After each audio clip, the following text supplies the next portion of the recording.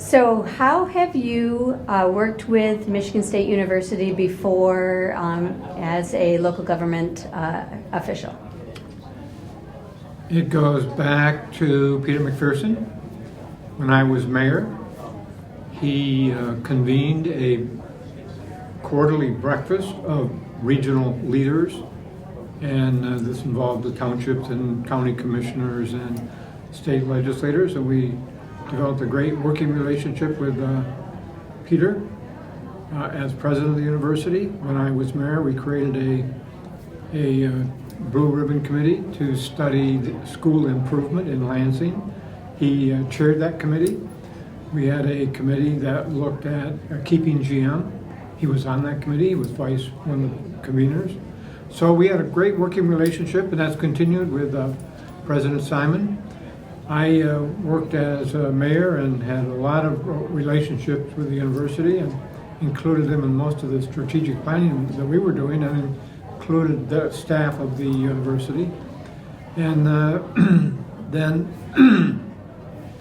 I worked with Governor Granholm and continued the relationship with the university. That got me into economic development and chairing the Department of Labor and Economic Growth, and got involved with a lot of urban policy issues, and from a different point of view than just being a mayor, but being a State Department director and cabinet member. So I've had a long history and many careers. I'm a graduate here. I'm both a bachelor and master's degree, and I have an honorary law degree from Michigan State University that grows out of that partnership that we enjoyed with McPherson and the other presidents that have followed. I retired. I was working with Governor Granholm when President Simon asked me if I'd be willing to head up a group called Prima Civitas, which was an attempt to get the university more engaged in economic development, and that I'd kind of be a broker and work with the university faculty and the research they were doing, and network then in the business and entrepreneurial community to try and make the connects. Did that for 5 years, and in that relationship, got very involved with Fitzgerald and his work as university outreach. So we were engaged with Rex Lamore and some of the study he was doing, and then Eric came on the scene. I was working in Flint as part of the work with Prima Civitas, and I did that for 5 years. And then I retired, went into private consulting, and when I was working in Flint, went into Eric in that capacity, working with the emergency manager at that time, which was Mike Brown. He was one of the first emergency managers. He was here a couple of years and got to know Eric pretty well. He was doing some research on bankruptcy. We didn't want to even mention the word. The first time we had a meeting on bankruptcy, the labels were taken off the notebooks because it was such a controversial issue, but Flint was on the verge. And Eric was the person that was brought in to train the local officials and the emergency manager and his cabinet on what would happen if this was to transpire. And so I got to work with Eric and his team on a regular basis, and then Mayor Bonero asked after I left Prima Civitas and retired, Mayor Bonero asked me to volunteer and lead a group that he had asked to look at long-term sustainability of the city and to deal with the issues of unfunded liabilities, healthcare and retirement. So you've got these municipalities with their workforce getting smaller and smaller as they're cutting back, the number of retirees going up. There are 2 to 1 more retirees than there are workers, and they're spending more and more on healthcare. So that's a nut that's facing every municipality and virtually every business, particularly the old manufacturing-based communities and businesses. And so I have chaired for the last 4 years a group called the Financial Health Team of Lansing to advise the mayor and the council, and worked with Eric to develop a curriculum that did a training program for city officials I mean, we think that when we elect these city council members or county commissioners, that they're immediately experts on all these topics, and what they find is they're absorbing information from a fire hose, and it's just too much, coming too fast, and they just need to have some time for reflection. And so we developed training programs, and I worked with Eric on the design and the implementation of those. We had a one-day off-site training of the Lansing City Council and the mayor, where we were kind of broker the issues that the council and the mayor were having, and won the trust of both the mayor and the council. And we kind of serve as a referee and continue to be playing that role. So I engaged with the university from a graduate level, from a bystander level, as an alumni active, a rabid True Green sports fan. I had season football and basketball tickets for over 40 years. And I enjoy my relationship with the ongoing relationship with the university, particularly the hard and thoughtful and substantive work of this new center. Local government's where it's at. That's where the rubber hits the road.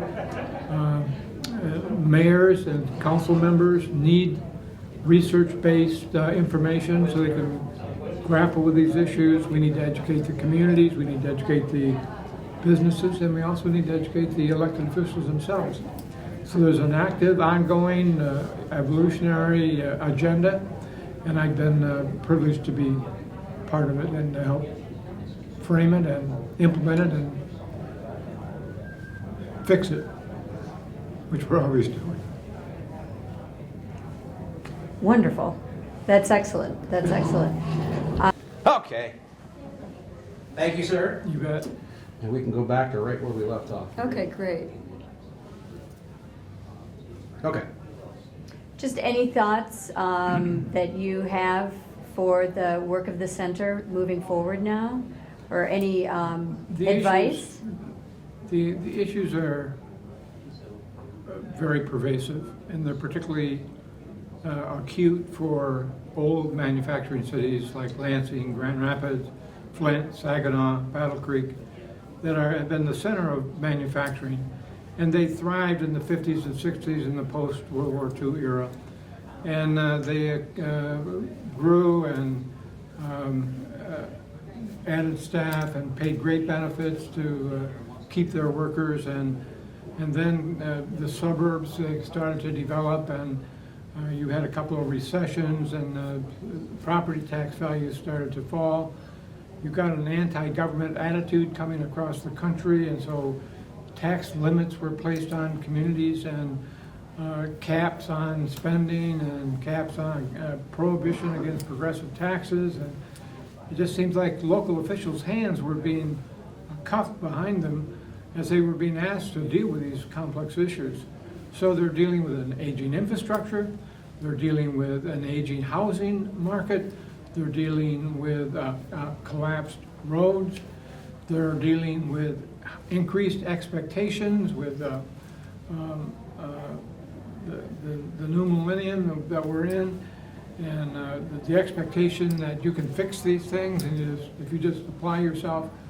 And there's tremendous demands on local officials, and we've got to provide a way to educate the local officials, to depoliticize some of these issues so that when you come to an issue of combined sewer overflow, not a very sexy issue, but if you've got a river that runs through the heart of your city and it dumps pollution in and kills the fish and the kids can't swim, and if you get in it, you have to you itch and you break out with weird highs. Then people, they want answers. They want fixes. So we need a center like this to bring a thoughtful, data-based, research-driven agenda that can address these issues and educate the policymakers, the consumers, and others that might have a stake in it. We need to do more of this. It needs to be practical. It has to be customized. It has to be quickly developed and delivered. These people got busy lives, they got full-time jobs, and they're part-time city council. So they don't have a lot of time to be trained, so you've got to really think about and develop curriculum and materials and that are targeted and appropriate and helpful.